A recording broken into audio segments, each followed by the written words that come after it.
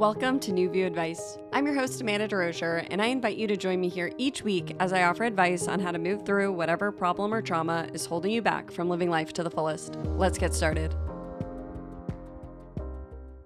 Hi, beautiful soul. My name is Amanda DeRocher, and welcome to New View Advice. If you're new here, this is a healing-centered advice podcast where I offer guidance for the healing journey.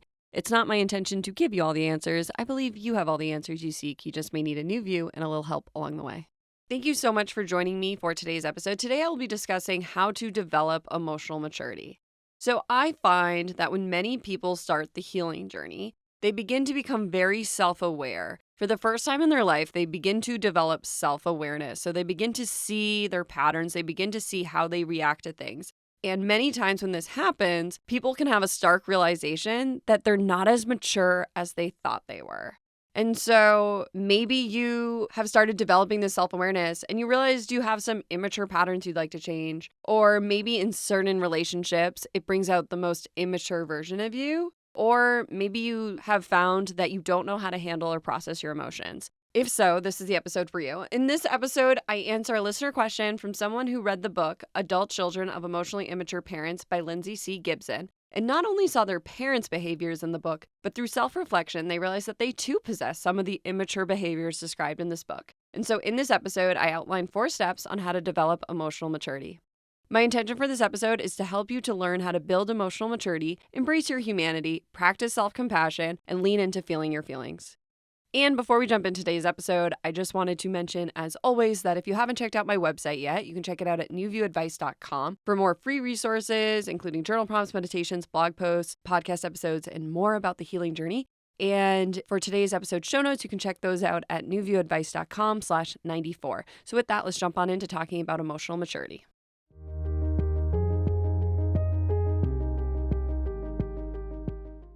Hi, Amanda. I came across your podcast recently when a now former partner shared your episode on the father wound. In that episode and others I've listened to since, you recommended the book Adult Children of Emotionally Immature Parents. It had been on my radar for a while, and hearing it mentioned again was the push I needed to buy it and then read it after getting dumped a couple weeks later. Upon reading it, I realized that many of the negative traits associated with emotionally immature parents are things I do in romantic relationships, hence the breakup. It was a jarring but ultimately enlightening and cathartic read. My question is, now that I have this awareness about my shortcomings, how do I build or develop my emotional maturity? Are there any books you can recommend? I have already found a therapist to work on some issues around anxiety that are surely connected. I'd like to also continue my journey and read more material about emotional maturity and what I can do for myself in that area. Thank you so much for this question. I think this is a fantastic question, and I think it's so important for us to talk about emotional maturity. And I just want to note that you are not the first person to comment on reading Adult Children of Emotionally Immature Parents and being like, wait, I see myself in this. Now what do I do? I actually saw that's one of the biggest criticisms of the book. And I think that so many people can relate to this experience you had. So I just want to thank you so much for asking this question. And I just want to say that you're already developing emotional maturity. So as I outline these 4 steps, just remember that you are developing emotional maturity.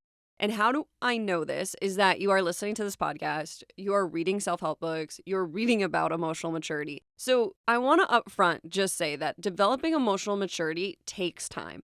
Many people think that when they turn 18, they're emotionally mature. Or what I find very often is that younger people look at older people and just assume they're mature. That is not true. And the older you get, the more you can see how much immaturity there is in the world. And the more you develop emotional maturity, the more you can see immaturity in yourself and also in others. I think this is such an important question for us to discuss because unfortunately, I see a lot of immaturity in the world we currently live in. I see a lot of unresolved pain and wounding and a lot of immature behavior. And especially with the internet, that's where I really witness a lot of immature behavior from the way that people talk to each other, from the way people comment on each other's videos, Instagrams, social media, whatever it is. I talk to people all the time who are terrified to put themselves out there in a way such as I do, so talking publicly, because they're so afraid of being attacked. And I just wanted to note this up front because I think it's so important for us all to practice developing emotional maturity. I am so sad sometimes by the state of the world and seeing how immature people are. It breaks my heart because I see clearly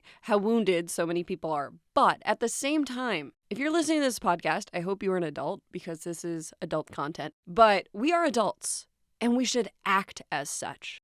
I don't know when we decided it was okay for us all to treat each other like children.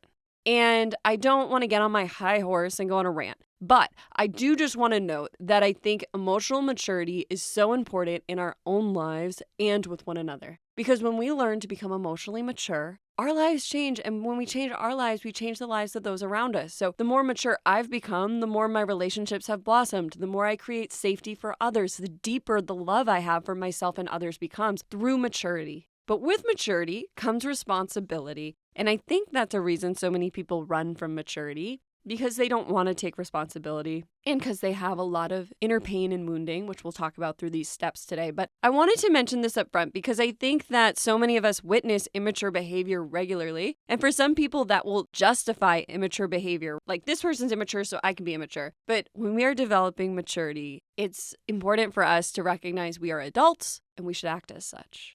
And so with that, I'm going to jump into how do we develop emotional maturity? As you mentioned, you realize you have some immature habits. I think we've all been there. I know I've been there. I know I can still have immature habits. So how do we begin developing emotional maturity?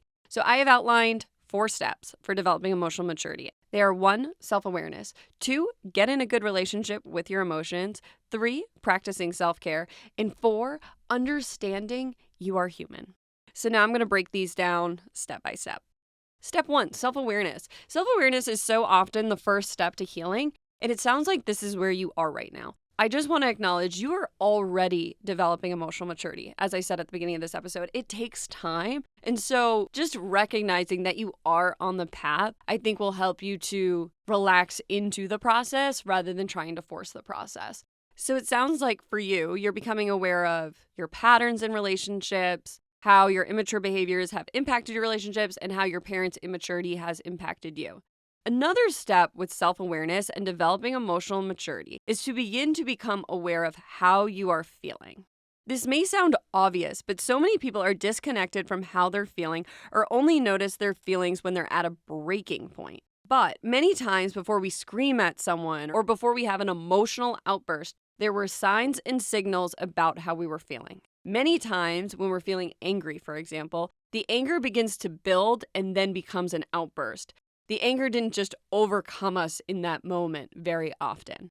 Part of emotional maturity is beginning to become aware of your emotions and how you're feeling right now. I mentioned this example a lot, but when I was in my early 20s, I took an acting class where for homework, we had to check in with our emotions multiple times a day, list 3 emotions we were feeling when we did the check-in.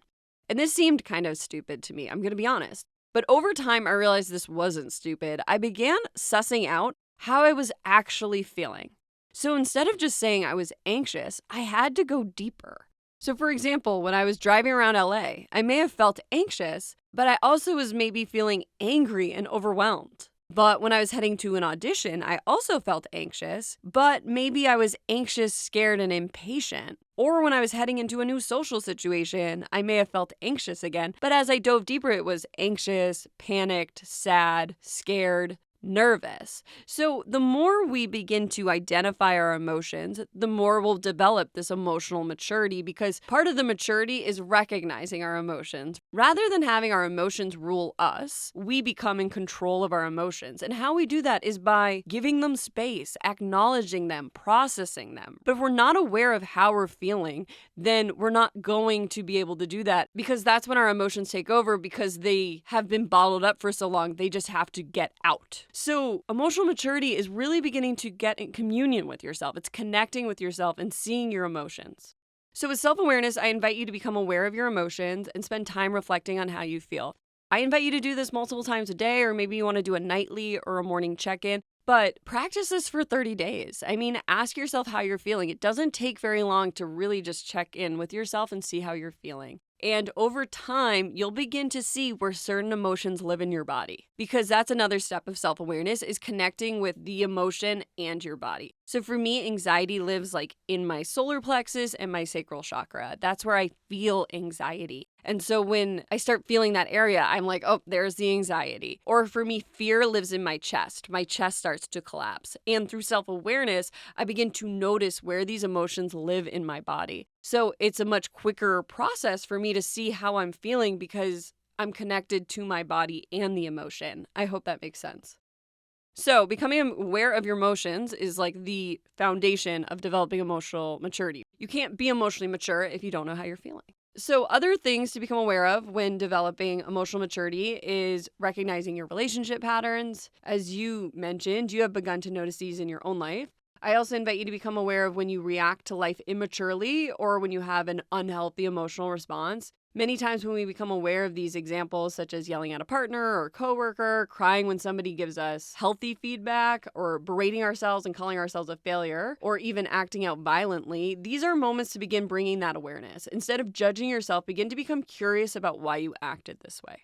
Many times our own self-judgment keeps us from awareness because we judge ourselves, so then we're unable to go deeper. But by bringing that curious energy to your patterns, to your relationships, to your emotions, you're able to begin to go deeper and see why you reacted so strongly in a certain situation. Was it that situation itself, or was this situation reminding you of a core wound or of a similar experience you had in the past?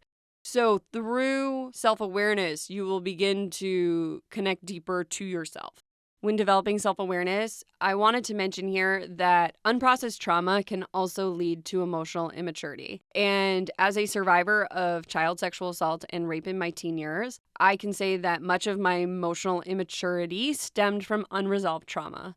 So these were massive traumas in my own life, and they left devastating effects because they were unresolved for decades. I actually disassociated from these, so I wasn't even conscious for a very long time about the amount of trauma I survived. And because of this, I played out a lot of immature patterns. And so in order for me to become emotionally mature, I had to look at these and process these traumas. And I want to mention, as always, that this is not easy work. It's not for the faint of heart. I think it's actually really courageous to look at trauma. Many people never look at it, and I don't judge that choice. But I do want to say here that you are strong.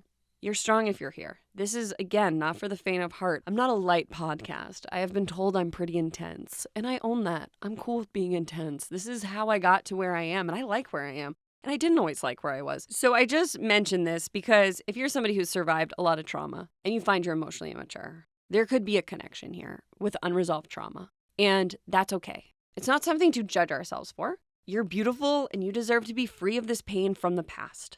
And so if you're dealing with trauma, it may require more help than these 4 steps. So I'm so grateful to hear you're in therapy. I think therapy is a really great step. I think working with a coach or a guide. I offer one-on-one sessions, but finding somebody to support you through this process. I did an episode about EMDR last week, and I found EMDR to be really helpful. It wasn't a one-size-fits-all. It didn't fix all my problems, but it definitely helped me to process some of these really tough emotions. And so you may or may not be ready to dive into your traumas. If you're listening to this podcast, my guess is you are ready, and maybe you're already in the midst of it. But it is a difficult path, but it's worth it. On the other side of healing so much trauma, I have found a sense of peace I never thought I'd find. I am more loving, more caring, more gentle, more kind, more patient. And all those are mature characteristics. And I also here with self-awareness wanted to mention some books. So you mentioned that you're interested in reading more books. I find reading really falls under that self-awareness category, right? As we're reading, we build that self-awareness. And I find one of the first steps of the healing journey is really gathering a lot of information,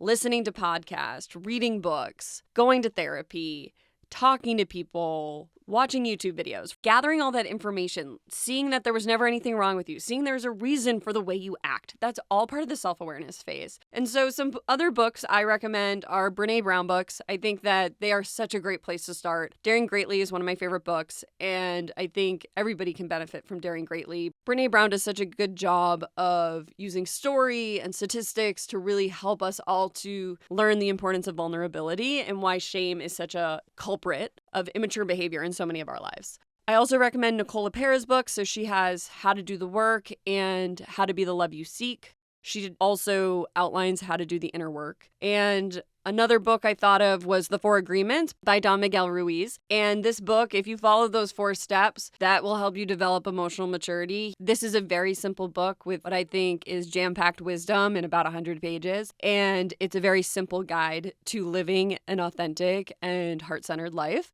And another book I always talk about, Getting the Love You Want, will help you to see some of those childhood patterns and the patterns you're playing out in your relationship and how they could be connected to childhood wounds or to your parents. My partner and I did that book a long time ago. The exercises in it, we did the workbook with it and found it to be really helpful for our relationship. But I know many people who have done it on their own and have found it helpful as well. You don't have to be in a relationship to go through the book. So those are some books I recommend and I think will help with emotional maturity. And so this leads me into step 2. So once we've got all this information in our head, once we see the patterns, once we begin to see our feelings, the question becomes, what do we do next? And this is when we want to practice being in a good relationship with our emotions. So developing emotional maturity involves unpacking repressed emotions, learning how to process your emotions, no longer ignoring your emotions, and regulating your emotional body. What happens on the healing journey many times is that people start with self-awareness. They gather all this information, and then the next step is learning how to practice this information. Many people practice it a little while they're developing self-awareness, but there's oftentimes this step where we stop consuming information and we begin to just practice it. Because we can read about it, we can understand it, we can learn it, but so much of the learning is going to be within practicing it. Because each of us is going to have our own process for diving into emotions. So how I handle my anger may be different than you handle your anger. Doesn't make one right or wrong, but it's through practice that you find the practices that work for you.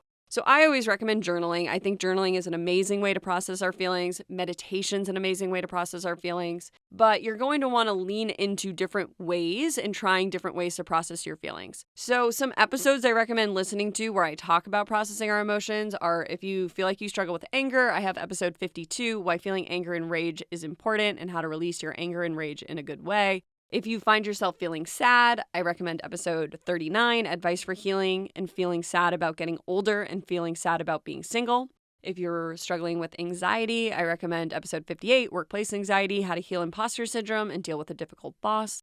And if you're feeling depressed, I have episode 44, Advice for Depression, How to Move Through Seasons of Depression with Self-Care, Self-Awareness, and Self-Compassion. And so you may be like, well, I don't have workplace anxiety, I have social anxiety. Or maybe you're like, I'm not sad about being single, I'm sad about being something else. I still recommend listening to these episodes. I think many of these episodes can be applied to many different situations, and I offer a lot of different practices in these episodes, even if these episodes don't specifically apply to you. I think that there's learnings within all these episodes. So if you find one of these emotions is something you really struggle with, I invite you to listen to that. But as I mentioned, you have to learn how to be in a good relationship with your feelings. To be emotionally mature, we have to take responsibility for our feelings. Your feelings are valid. Your suffering is real. The pain you have experienced was real. But in order to be emotionally mature, we have to accept that we have many times experienced things that were unacceptable or that we have experienced injustices, and we have to learn to accept that. And how we learn to accept it is by feeling the whole experience, is by allowing ourselves the space to have all our feelings about it. And this takes time. I talked about healing from sexual trauma throughout my life. It took me years to feel all those feelings. I'm still feeling some of those feelings. I feel 10 times better than I did a year ago because I've felt the feelings, because I've allowed them up, because I gave them the space. And how do we give it the space? This leads me into step 3, which is self-care, where when we are developing emotional maturity and when we are developing maturity in general, we learn the importance of self-care. Self-care is not just bubble baths. Even though I love a good bubble bath as much as the next person, self-care is learning to take care of yourself. Because many times our emotional immaturity can stem from not taking care of ourselves. So emotional outbursts or emotional shutdowns come from the fact that we are overloaded, overwhelmed, stressed out beyond belief, and have not processed our feelings or are on overload of other people's feelings and have not taken care of ourselves. So self-care is not froofy, self-care is essential. And so self-care could be putting up boundaries, practicing boundaries within your work, your relationships, and with family. Self-care also is resting. In a world that moves at 100 miles a minute, rest is so important. I don't know who said this quote first, but we are not human doings, we are human beings. And so when we are healing and we are learning to process our feelings and when we are learning to create space for our feelings and we are learning to take care of ourselves, something we all need to learn is the importance of rest. It is okay to do nothing. It is okay to spend a day watching TV if you had a really bad day yesterday. It is okay to spend time in nature. It is okay to take a nap. It is okay not to get everything done on your to-do list. It is important for you to take care of yourself. I can't believe the amount of times I have to remind myself the importance of taking care of myself.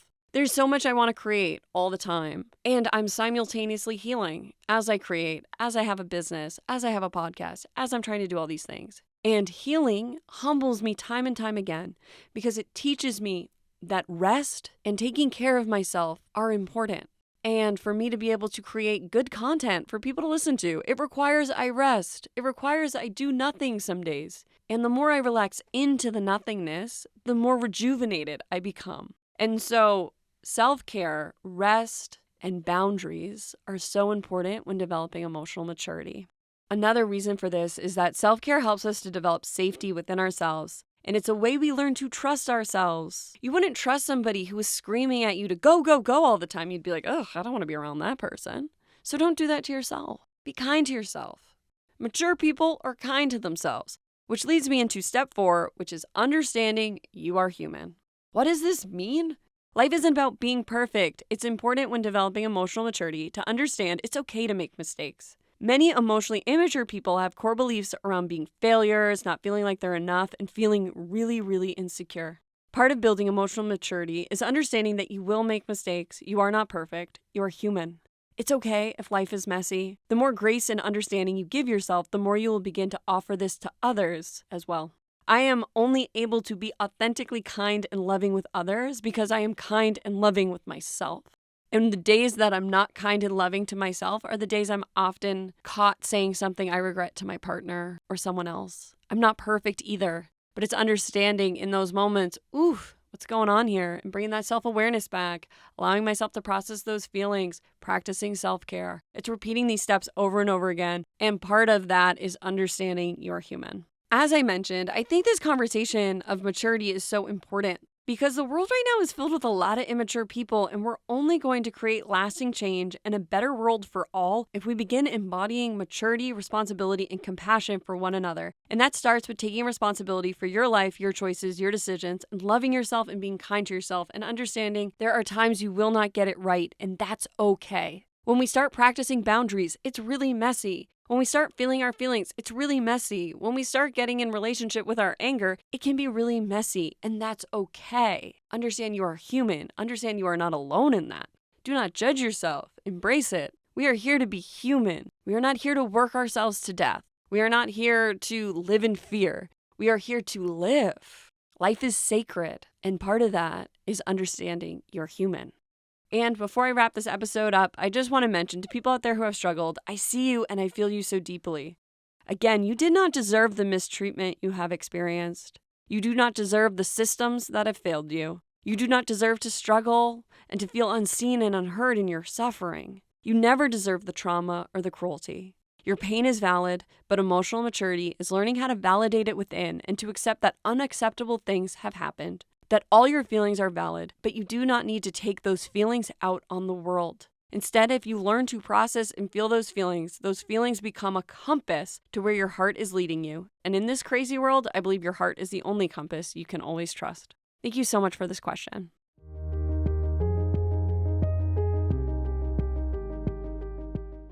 Thank you for joining me for another episode of New View Advice. As always, I'm so grateful to be able to have these conversations with you each week. If you have a question you'd like to hear answered on a future episode, you can reach out to contact@newviewadvice.com, or you can visit my website at newviewadvice.com/question. Thanks again for joining me for another episode of New View Advice. As always, I hope I was able to offer you a new view on whatever you may be going through. Sending you all my love. See you next time.